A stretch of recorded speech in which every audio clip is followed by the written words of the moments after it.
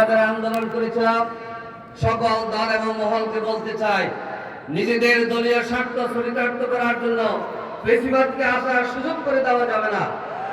এই ফেসিবাদের বিরুদ্ধে বর্তমান সকল দল এবং মতের মানুষকে ঐক্যবদ্ধ থাকতে হবে এবং আওয়ামী লীগ যেভাবে 2014 সাল, 18 সাল এবং 2024 সালের 7 জানুয়ারি এই দেশের জনগণকে ভোট দিতে দেয় নাই, এই আওয়ামী লীগরা এখন ভোট পাওয়ার কোনো অধিকার নাই।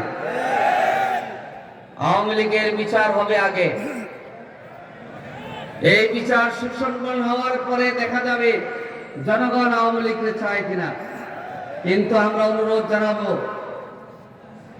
যাদেরকে আমরা তাড়িয়েছি তাদের পক্ষে কোন রাজনৈতিক দলের বক্তব্য এটা দুঃখজনক।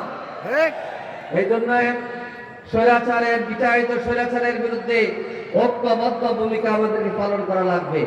আমি কর্মী ভাইদেরকে বলবো, সবার করতে হবে, ধৈর্য ধারণ করতে হবে। ঠুমকু কথায় মাঠের মধ্যে আন্দোলনরত দল এবং নেতারা যারা আছি আমরা কোনো ঝামেলা এবং জটিলতা তৈরি করা যাবে না। কারণ এই স্বৈরাচার বিদায় হয়েছে, কিন্তু একটি সুষ্ঠু নির্বাচনের মধ্যে দিয়ে এই স্বৈরাচারের কবর বাংলাদেশে রচিত করতে হবে।